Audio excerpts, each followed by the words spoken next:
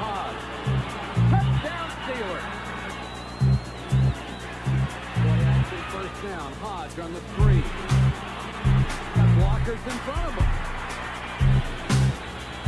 Brisker to Hoge.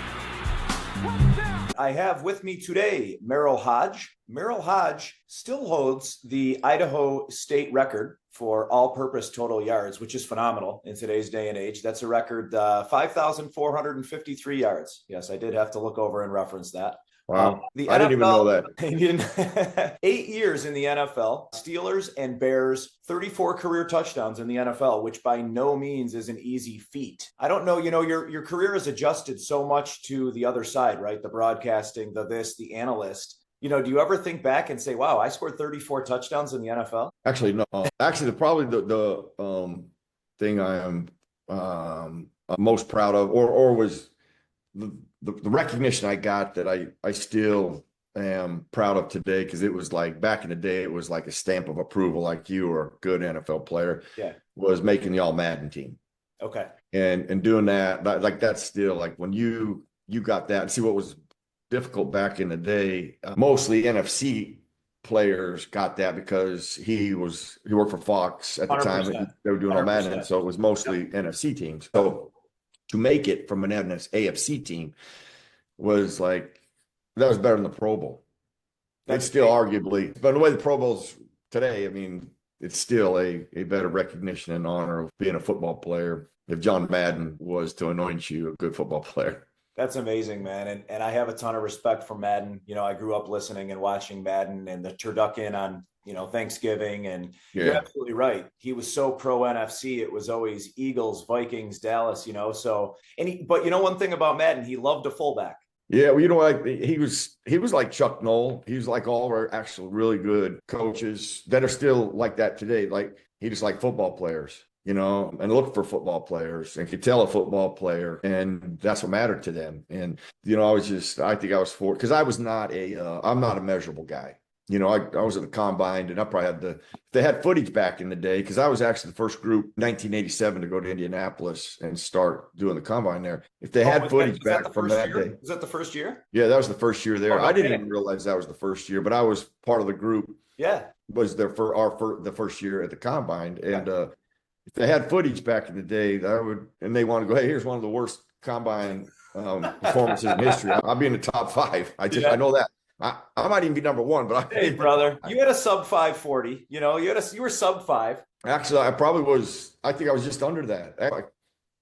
What happened to me was I got sick. I got the flu about 10 days prior to coming, and I was really sick. I lost about 10, 12 pounds, and at that time, how you communicated with the league was more like phone calls and stuff. And so I notified them that, I was on antibiotics because they said I was going to have to get drug tested. And so that set off an alarm, like I was trying to, I almost felt like they felt I was trying to cheat. I was telling them I was sick and giving them an excuse. And they're like, well, you better have it all documented, because if your test pops up negative, you get a red flag, that ain't good. And I was like, oh man, I'm like, and then, I mean, this is way back before, we had any, phone, the technology, all that exists today. They had me on a steroid. Okay, well, at the time I was like, well, they do have me on a steroid. I'm not thinking that, that is a different steroid. But when I said that, they were like, well, you better document what it is. So I probably spent a week just trying to get better, getting all of my literature put together. I was a mess when I got there. I weighed like 205. I was still sick. It was a bad day. It was a bad couple of days. Let's put it that way. I never got drug. I got drug tested and I came up clean. So rightfully so, because I wasn't doing steroids. Well, listen, I mean, you were an athlete, man. You were a tremendous athlete. To have any type of record like that, you're still 8th, in that conference all time, Merril, for yards.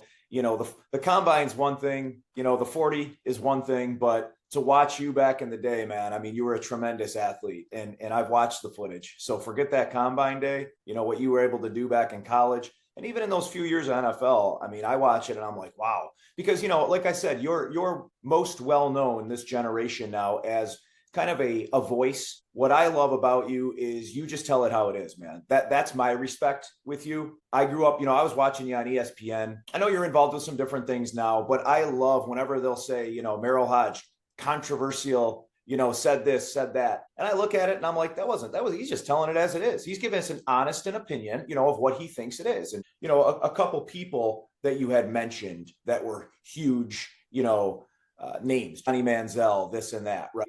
And you just give an honest opinion. You say, I'm Merril Hoge. I'm a football guy. This is what I think. And, you weren't saying anything about his, like, directly insult or anything, you know what I mean? But you tell it how it is. Well, in all fairness, really the information that I got, that I shared, which people just will never understand because, people don't have access to what I had access to, and that is tape. Tape always tells you the truth. At the end of the day, all I was telling you is what the tape was telling me. Gotcha. Like I can't make stuff up, and I wasn't going to make stuff up. That's what actually drove me into broadcasting was, or sparked it, was you had a lot of writers that would come in or not come in. And the ones that wouldn't come in are the most disturbing.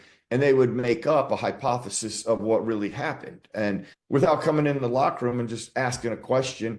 And then when you do get the right answer, document the right answer. Don't make up something that you think happened or should have happened. I mean, just when I got that taste of, like, writers could just sit up in a box, they can watch the game, and then they can just make up anything that they want. They didn't come in the locker room and verify it.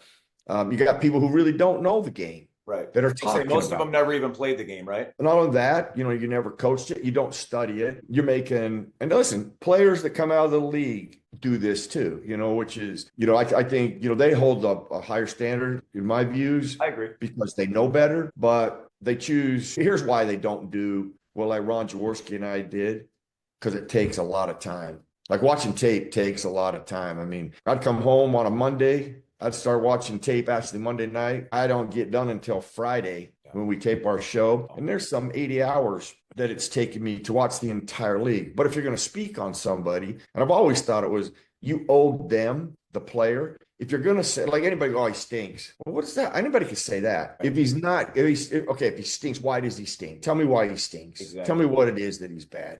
And if he's really, really good, why is he really, really good? And if you can't give those evidences, and if you can't give those details of things, man, I think the comment's embarrassing. I think it's unprofessional that you do that. And I did it one time. I made an observation in a draft on Maurice Jones-Drew. I'd never watched him on tape. I wasn't prepared to watch him on tape. We didn't think he was going to get drafted as high. So I didn't really do any work on him. But then he gets drafted high. So we go to commercial break. This is during the draft, and Jacksonville had drafted him. I want to say the second round, maybe third. Anyway, and what they did is they gave me some stats, and then they gave me like this overall evaluation from people who never played the game, don't know the game. They're analytic people, and they're like, he's the third down back in the NFL.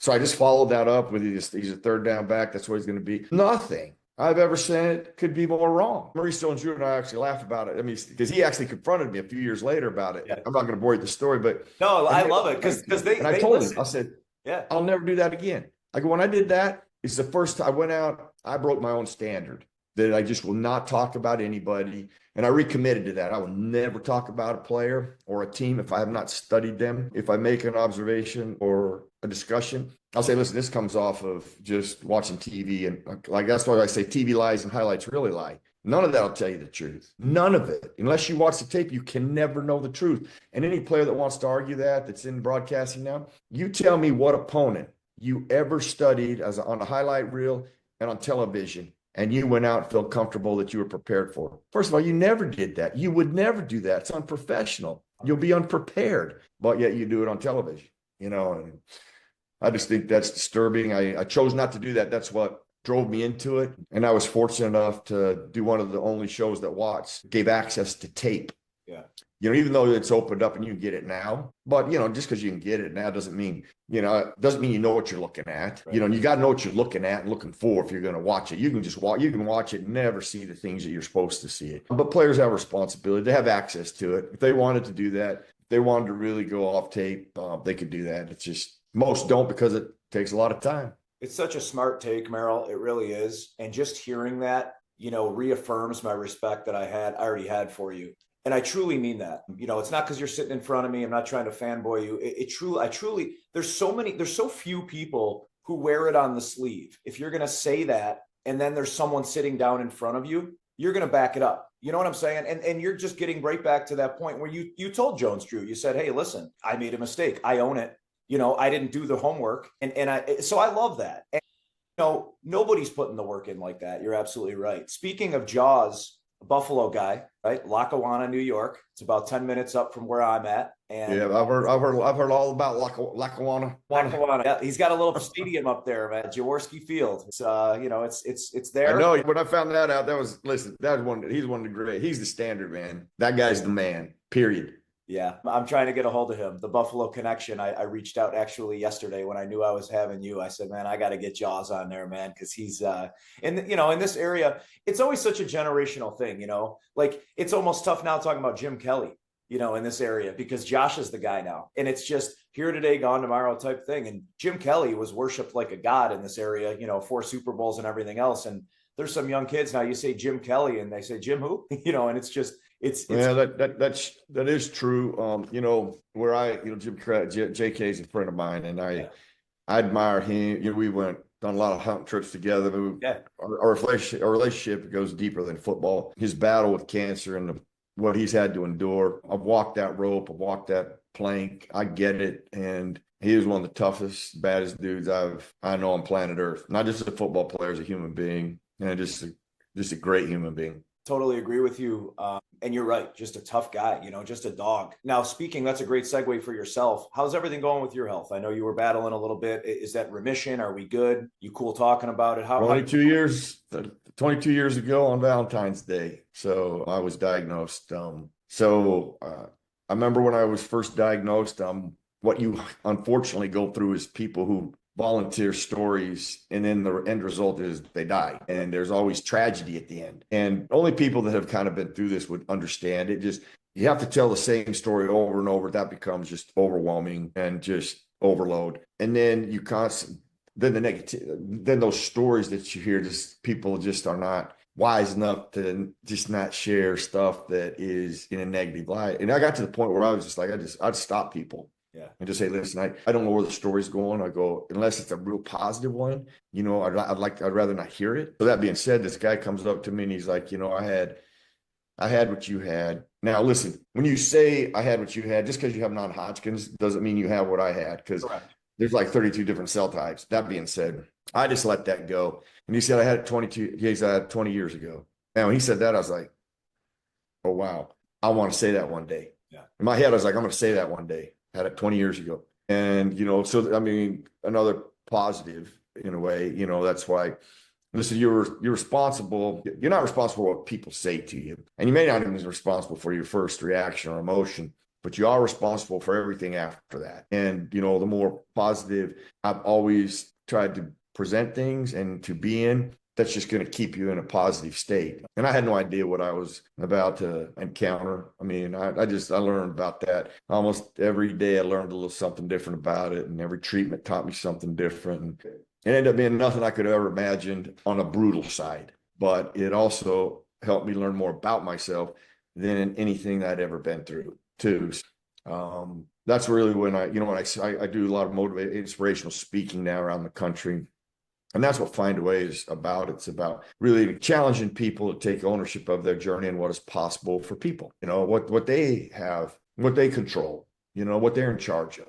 And it's their journey and it's their life. Things that happen to us along the path, rather you make a mistake or somebody does something to you. Okay, were you going to harbor that ill will? Are you going to keep letting that wound you? Or are you going to break chains and cycles, put the trash behind you, and move forward and take ownership of your journey and put that away? And when you do that, and you learn to do that, and learn how to do that, wow, the journey becomes easier no matter who you are, because nobody's going through this life without circumstances that are not favorable, things you didn't become that aren't favorable. Just how can you cope with them and deal with them? And the better we do cope and deal with those, just the better and happier our life and the more peaceful life we can have. Very well said, brother. I mean, very well said. And Find a Way as a project, obviously, that's near and dear to you. I can feel the emotion and sense the emotion, when you even go back and speak on that. it feels like it still comes right back to you, that feeling. And I'm so happy that we're sitting here having this conversation, 22 years later, and just keep grinding, keep storming through. Right. And it's motivating, just hearing those few words there. Give me like a day-to-day for you now. You find a way, you're working on some different things. What are your main projects right now? Your main passions? I still do stuff with the Steelers. I help with them with some valuation aspects of personnel. But really my number one passion, football, I'll always have a passion.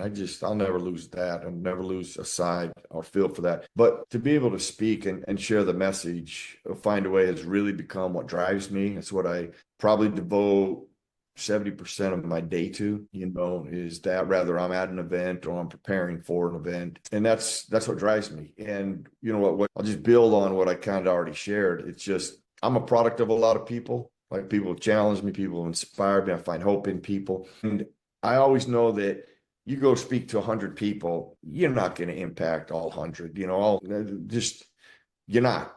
You'd like to, but you're not. But what I always think of is like, there could be somebody like me out there. Yep. That you say something and you remind them of something that they had heard a long time ago. Maybe they even had a part of their life, but they let it go away. Correct. And they're like, man, you're right. And that gets reborn. Or you share something with them, they're like, that's what's been missing. So I was just asked this, it's been a while now, but I had never been asked this prior to speaking, like what my goal was. Because when a client calls you, they have a goal. Here's their message. We want to help you. I want me to help build on that message. So my goal has always been the client. When I was asked that, I was like, well, the client. And then I thought a little more about it. I'm like, no, actually, my goal is if I get done speaking and you're talking about me, I did a bad job. But if you're thinking about yourself and how you can go about taking charge of your journey, improving in your craft, your profession, and your life, then I did a good job. So when I hear people come up unsolicited, go, the first thing I thought about was, here's what and I'm like, they start talking about themselves. That's a win. That's what I want to hear. Yeah. I don't want to hear about, I'm open to hearing anything. No, I'm just more inspired by hearing that somebody is thinking about, that sparked me. I needed that. And here's what, because like someone like Walter Payton, I watched a tape that he put together called Winning in Life. And he talked about this mindset that he had. It was a relentless commitment every day, every day in the off season, Monday through Saturday, during the season, Monday through Saturday. And then it was on display at 1:00 on Sunday. And I thought when I heard that on that tape, I hit pause and I'm like, wow, that's like, I can do that. Like, if you think about it, every human being on planet Earth can do that. It's a relentless commitment to something. So it's not just football. It can be a relentless commitment. It's about a mindset. It's about a choice. It's about a pattern. It's about habits that you want to develop and apply. The real key is to be relentlessly committed every day. So when it's hard, it's arduous, it's raining, it's ugly, it's dirty, you still do it. You don't just do it on the good days, you do it on the hard days. And when you develop that, man, it can be applied to anything. It becomes like a tool in your tool belt to life. Like, this is built in me. I can, at any moment, you throw me something, I'm going to be relentlessly committed to it, and I make that choice to it. And when a human being learns that they can do that, I just think that is when true growth and power comes, and peace and happiness and all the things that are truly most important in our lives that you have, when you can apply those things, especially after you've done it and you see the value and the reward in it.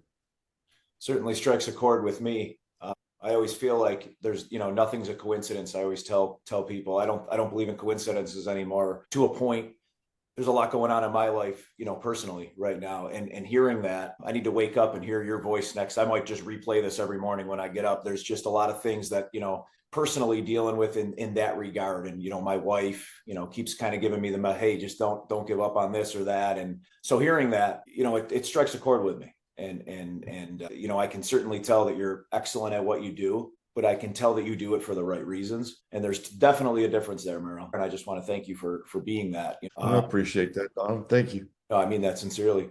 As far as the draft this year, what do you think? We'll go into it real quick. Who do you think kind of a surprise pick is going to be? I mean, there's a lot of analysts saying, again, most of them probably didn't watch the tape, but, saying that this is kind of an off year, not a whole lot of studs coming out this year. I disagree. I think we got a pretty good class of a lot of players this year. Is there a couple guys or a couple positions that you think are getting overlooked? Well, I only watch really like the quarterback group and the running back group. So I stick to that because now I'm guessing I'm different than Okay. anybody else.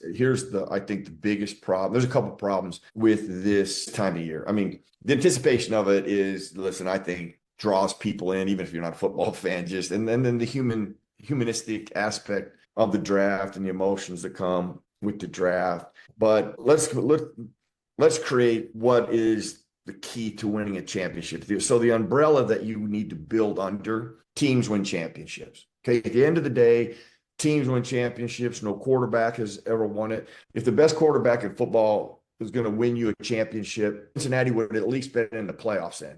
Okay. They weren't even in the playoffs. 100% agree. Allen, one of the best in football, hasn't won a championship. Doesn't mean they're not important. That is a significant role, not minimizing that. However, I think it's highly overloaded in an environment like this, like the draft. Like you hear people, I got to get a quarterback. Not going to disagree with that. But why would you go get somebody that doesn't fit the standard of being a first rounder or is an elite guy? Just to go get him. Now just done a disservice to what? The team. So I just never lose sight. You're building a team. You know, the first round is obviously highly emphasized. When I worked at ESPN for 21 years, every time we did the draft, I'm like, oh my gosh, over 200 players or whatever are going to get drafted, and free agents are going to be signed. And we talk about 30 players at the most, right, nauseum, right, for 2 months. Yep. I'm like, there's so many other players that are going to be significant to their team.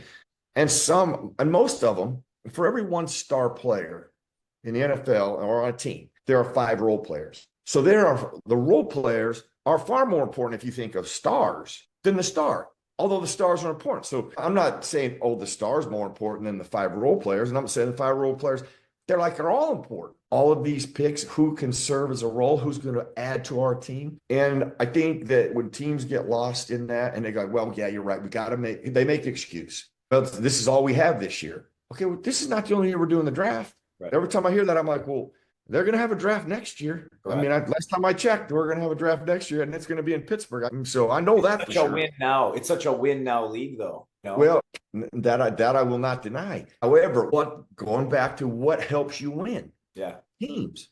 If you want to be a great wide receiver, there's a few things that are far superior to that. Number one, in and out to break. Your ability to start and stop and redirect, your intelligence to understand what coverage they're in, how they're playing it, and how you run around. The key is separation. I know people run a 4.7 and get dynamite separation because their ability to separate from people, start and stop, understanding how they're playing, understanding the defender, understanding the coverage right away. Okay, if you can't do all of that, well, then your 4.2 and 4.3 become somewhat irrelevant. You are a one-dimensional player. And I can take you away from that because I know you don't know anything else in that. Then your ability to catch the ball, that's a really important aspect. Okay. You're going to need to catch the ball. Things that are far more important of your knowledge of what it takes to play in the National Football League. That's what it is. You are a measurable guy.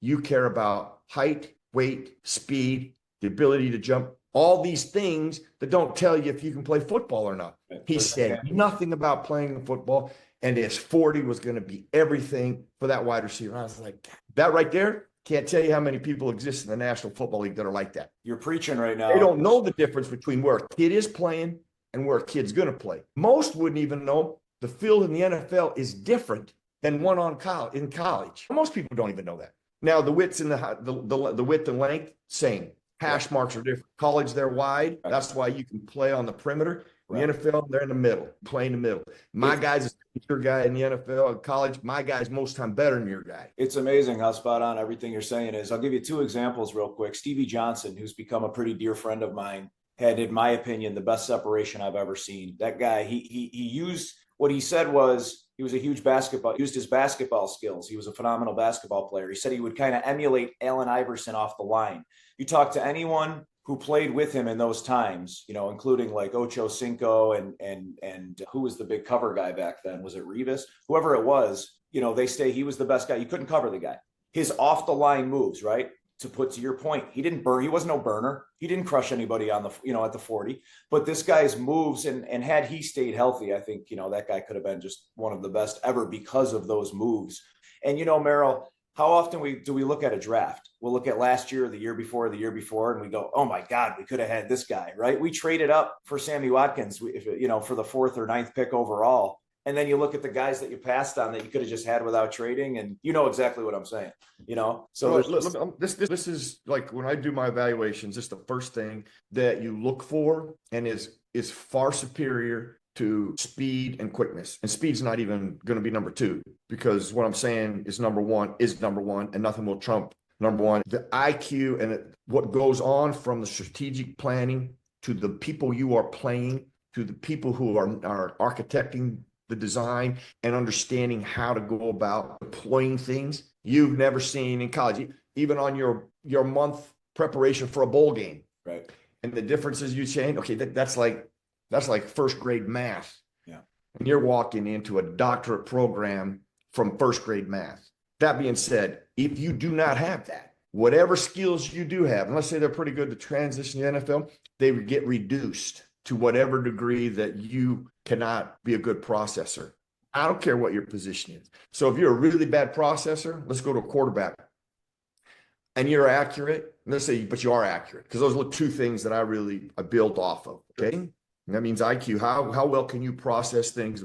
Well, did you know that's why you do a 3, a 5, and a 7-step drop? It isn't because it just times up with the depths of the routes. Yes, that's part of it. It's also so that you can gather information as you're dropping back. That's why you drop back. That's why you put them in. That's why some of the shotgun was, let's put them in the shotgun quicker, and they can get an observation of what's going on and process that and where the ball needs to go. So if you can't do that, your accuracy becomes somewhat irrelevant, because you're not even going to be able to make the right choice. And that's where it all starts. And then there's levels of processing, there's below average, and then there's elite. And those elite guys are guys that already at the top of the drop know where the ball's going to go. And there's an anticipation to their game and an accuracy. And now accuracy is there's levels. In the NFL arena, all that stuff matters. That is significant. I've coached every level. I've played every level. I've stood in the pocket with quarterbacks for a decade in the National Football League. I've sat in meetings. I knew everything a quarterback had to know. The only thing I didn't do is throw the football. But I understand that arena physically and personally. Yeah, I see what you're saying. When it gets dirty, and now, and everybody will go back to it, because just listen to what they say. They're like, it's with your feet, your hips. They walk through all the fundamentals, right? Yeah. Okay. When it's controlled, you can control that. Of course. In our league, that's the whole problem with the accuracy. If you don't have it, you don't get that luxury. 70% of the time, it's a clouded pocket. So what happened? Your feet aren't right. Your shoulders aren't right. You can't be right. So guess what? Your accuracy is what your accuracy is. You ain't changing that, and you're not going to change it when it matters. So true. It's so true. But I'm telling you, people go, "Oh, we'll fix that. We'll fix that." No. And what do you have? You have an absolute. So now what you're doing is now you're trying to fix stuff. So now let's talk about, okay, let's say you're maybe not even the smartest, okay? You struggle with the processing aspect. All we're working on is trying to get you more accurate, okay? When are we building on, you're learning the offense, you're learning how to attack defenses, okay? And now we're going to start you, and we're going to put you out there, and now you're already overloaded. You're trying to get better at this. You see it time and time again. It is a mess. It is a disaster getting ready to happen. Now, I remember CJ Stroud was coming out, and I was in a meeting, and I was like, I'm swear to you, this guy, like, he could put on a gold jacket from the skill set he has. They're like, what? And they go, well, he didn't do very well on the test. I said, what test? The Wonderlic. I said, okay, I took that stupid test. I took those stupid tests. When I'm taking that stupid test, you know what I'm thinking about this stupid test? This has zero to do with football. Correct. I go, you watch that cat play? You talk about smart. That kid hit at the top of every drop. That ball was coming out, and it was going to the right guy. He had processed things. He knew where things were, and that ball was accurate. It had everything that you could possibly want that you can't really teach. You can develop it a little bit. Totally agree. But wherever you are, you're only going to if you're not elite, you're never going to get there. There's common. And so they can't. So tell me, ask this. So I basically just asked this: what are we doing on Sunday? Yeah. What do you mean? Like, what are we doing on Sunday? Are we taking tests on Sunday is what I'm asking. Are we taking tests? Okay, we're not taking tests, right? No Wonderlic on Sunday. But from a football test aspect, that cat is as smart as I've seen. Yeah. Like a Joe Burrow type. Yeah. Being processed stuff, accurate ball comes out in ways you can't. It's like that. It's funny that you mentioned him in particular. It's just watching the combine, and here's one thing that stood out about what you just said. Watching the combine, and they have these burners on the side, and they'll throw a 20, then a 30, then a 40, right? And you see them step back. There's no one rushing them, right? Their feet are. Keep in mind, there's nobody covering them either. There's nobody covering them. They're like, what a throw downfield, Merril. I could go out and drop that bomb. I could go throw right at, like, what are you talking about? There's nobody covering. There's nobody rushing. Aren't these all these are all college athletes that were D1 scholars. If they can't make a 20-yard throw, what are we doing? Thank you, because it's so accurate. But I know time's limited. Let's get into a couple of fun questions here, and I'll let you get going with your day. You're a busy guy. You've given me a ton of good stuff here. I want to talk about the name Merril. Do you know what it means? Is it a family? I just know it came from my grandfather, so that's all I know. We spell with one L, not two, so I'm always having it misspelled. That's the only thing I know about Merril. It means a pleasant hill. That's what it means. So you are a Pleasant Hill, my friend. It's a cool name. It's unique. I thought it must be a family name or something. I got to ask him about it. Was it your grandfather's name? Family name. So, hey, I learned something. Thank you. You're a Pleasant Hill, brother. Are you still in Kentucky now? Are you in Fort Thomas? Yeah, we still live in Fort Thomas. We have a place in Pittsburgh too, so we kind of go back and forth. But Fort Thomas is where we consider. Is Collinsworth still out there? Yeah, I used to live next to Chris. And I'm sorry for that. And can you still hear him talking from your house now? People that just know Chris off TV. Honestly, he's one of the when I talk about good human beings. I mean, he's a spot on. He's a great guy. I'm sure he is. My son and his son are really close. My daughter and his daughter are really close. And I love their family. Actually, their kids are like my kids. So I stay in touch. I see Jack all the time in Fort Thomas. And I might have to twist your arm to get Collinsworth's information, because I'll tell you what, man, in Buffalo, he's despised. And you got to look at more than just, so the reason being is just the Mahomes stuff, right? There's the constant comparison between Allen and Mahomes, and Collinsworth is always leaning on the side of Mahomes. And it's become a big issue in Buffalo. Like, they can't stand the guy. And he says a lot more than that, So like you said, people seem to tune out the things that he says, or tune in to turn out, certain things. But well, see, if you think about it, they're making a judgment on his evaluation of two quarterbacks, which is really his job. Yeah. So you're going to like or hate somebody because they don't favor your guy. That speaks more about you than it does about Chris. So true. It's so true, man. At the end of the day, that speaks more about you than it does